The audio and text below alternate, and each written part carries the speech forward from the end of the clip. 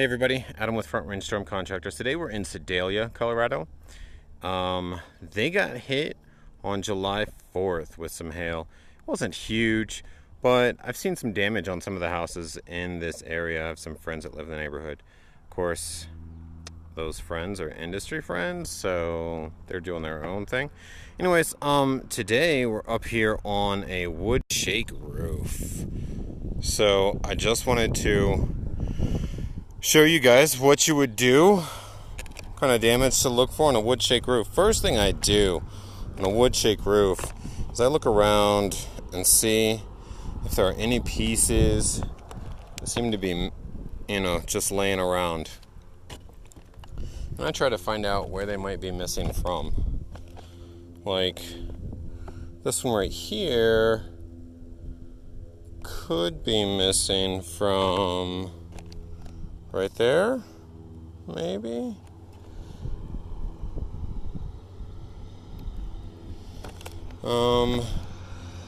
Check around, see if there's any that are just missing. This is obviously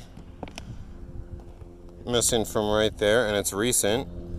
How do I know that? Because it's not all grayed out from the sun.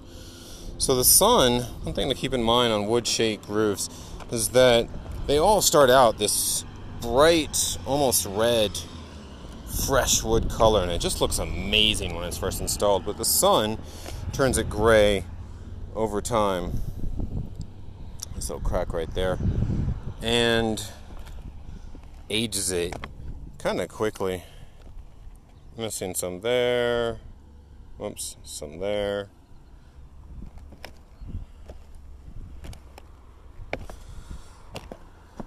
Missing a piece right there.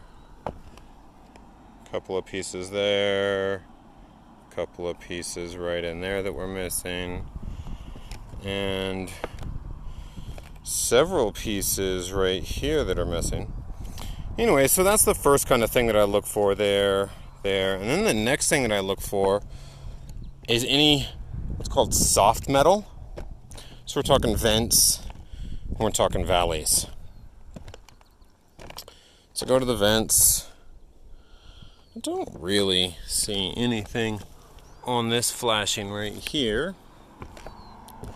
This vent has a dent right there, and another one right here. This is a galvanized beast, galvanized steel. Man, these things are like tanks. So I honestly really don't even look on them very much. Let me show you why. Oh, look. I should have looked on this thing. Because even though it's a galvanized beast, it still has some hail on it. This one right here, it's got two little dents right there that look like either they were hit by one thing that had a couple of corners on it, or, I don't know, somebody hit it with the back end of a hammer. Doesn't look like hail to me, just because they're like an inch apart and like exactly in line with each other. It just looks like a tool hit it. Anyways, let me come over here to the valleys. And I chalk sections of those.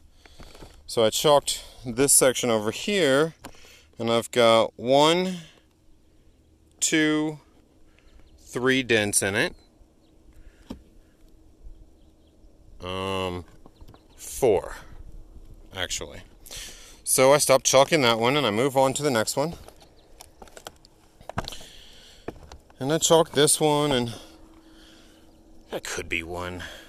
But it's kind of lame, so I moved down a little bit, and I chalked here, and I got 1, 2, 3. So, no, I did 3. I don't need to, though. 1 is all I really need. So, anyways, I moved on to the next one. Got a pretty good one right there. And another one right there.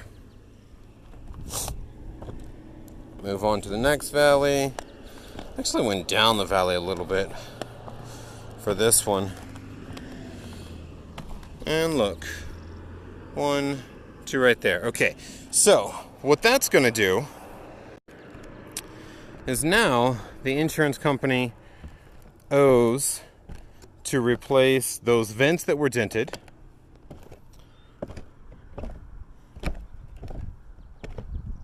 and I'm probably going to require the shakes that are around it. So on this one right here, most likely I'm not going to be able to replace this vent without also having to replace this one, and this one, and this one, and this one,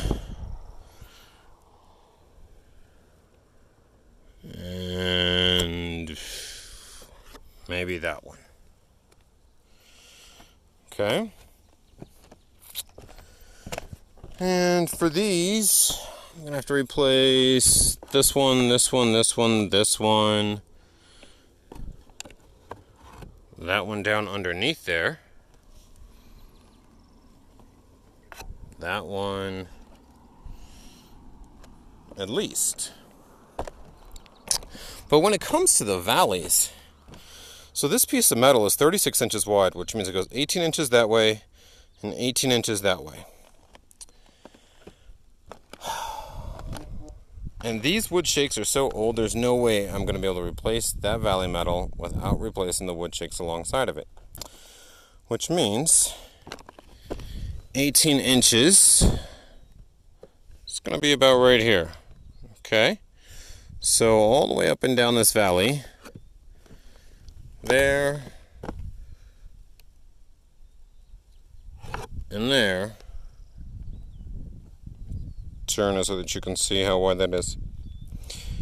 Every wood shake within there, okay? So now if I turn and look down the whole valley and extend those lines out, and I got to replace every wood shake in between those lines, that's a lot of wood shake to be replaced. So if you've got a roof that has a lot of valleys, that could be a third of the roof right there. It's kind of a short little valley right there. And then that one. Okay? So that's why I look at the metal first, because if there's no damage there, then I need absolutely a ton of damage out on the field shingles, shakes, whatever you want to call them. If I've got damage there, though, then I don't need so much out on the field to be able to say that, you know, monetarily, it's worth it for the insurance company just to replace the whole thing, rather than telling me to do a repair and pull out all of the individually damaged ones and all of the ones along the valleys. Because I can do that, right? You can pull out a wood shake, put in a new one. You know, the one on top of it has to be pliable enough, though, that you can lift it up some to be able to nail the new wood shake back in place. So depending on the age of the wood shake, maybe it's not so pliable. So kind of a general rule of thumb is, if it is 10 years old, then for every wood shake that you replace, or that is damaged that you need to replace, you're going to damage 1.5 more shingles. Or, I'm sorry, a half. So it's kind of a 1.5 ratio. So for every 2 that are actually damaged before you start the repair, you're going to damage 1 while doing the repair. So if there's, 30, you're going to actually need to replace 45. Now, if the roof is 15 years old, that moves up to 2. So basically, for every 1 that you need to replace, you're going to damage another one. If it's 20 years old, you're talking 2.5 now. And at that point, it's really not even worth it, because you pull one damaged shingle out, and you gotta, for every 4, hold on. Do some math in my head here. For every 2 damaged shingles before you start the repair, you're gonna have to replace 5 in doing the repair. Okay. So, honestly, I don't know how old this roof is. Seems like some of the wood shakes, like I'm probably looking at a 2.0 repairability factor here. So for every one wood shake that's damaged, I need to buy 2 because I'm going to damage another one. All right, so let me turn the camera around and show you what I'm looking at here. Now there's 2 different kinds of damage to wood shake roofs. There's major and minor damage, all right? They consider to be minor damage is when chunks get taken out of the end of the wood shake like this. Okay, right there and right there. Hail came down, hit the end of the wood shake, took a chunk out of it. The reason they consider that to be minor is because it doesn't really affect much of the shingle, and there's plenty of other shingle underneath it, supposedly. This one really doesn't have much because the ones directly underneath it is actually missing the piece right there. And if I clear out the debris, the one that's even below that has a hole right there, so I can actually see felt. That black spot right in there is the felt underneath the wood shakes. All right, so that is, those end pieces are considered minor damage, and what's considered major damage is what they call a hit with a split. So each of these little marks right here, this one and this one are considered hits, okay? The hail hit the wood shake, knocked off like the outer layer that had turned gray in the sun and exposes the inner, fresher wood color, right? So that's a hit.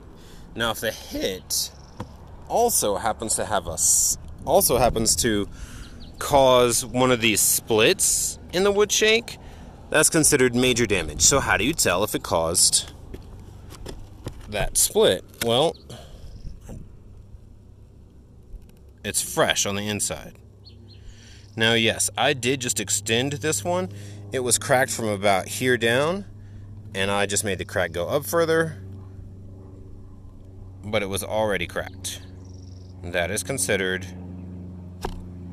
fresh, major damage to wood shake. So, the way I differentiate it when I'm marking it is a circle up in the middle of the wood shake versus like a half circle down at the bottom, okay?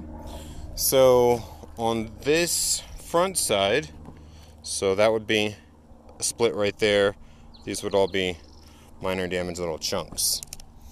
So on the front side of this thing, front equals, I can't do major and minor, they both start with an M, so I've got large and small here. Large, I've got 8, small, I've got 20.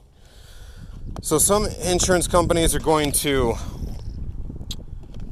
not count